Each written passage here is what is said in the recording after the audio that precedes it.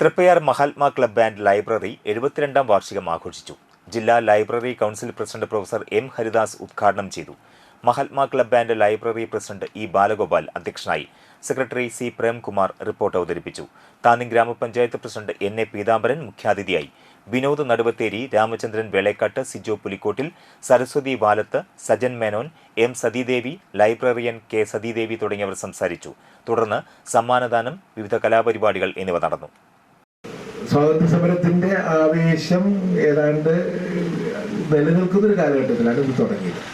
ഇന്ത്യയെക്കുറിച്ച് വലിയ പ്രതീക്ഷയും സങ്കല്പങ്ങളും ഭാവനയും നമ്മൾ കണ്ടിരുന്ന ഒരു കാലഘട്ടം. അതിലൊന്നും ആ രീതിയിൽ നിറവേറ്റിയോ നമ്മുടെ സ്വപ്നങ്ങളെല്ലാം സാക്ഷാത്കരിക്കപ്പെട്ടോ അത് മറ്റൊരു കാര്യം.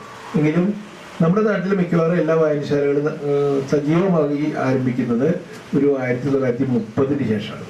ഗാന്ധിയുടെ ഉപ്പ് സത്യാഗ്രഹം കഴിഞ്ഞതിന് ശേഷം കേരളത്തിൽ പൊതുവെ സാമൂഹ്യ സാംസ്കാരിക രംഗത്തൊക്കെ വലിയൊരു ആവേശം ഉണ്ടാകുന്നു.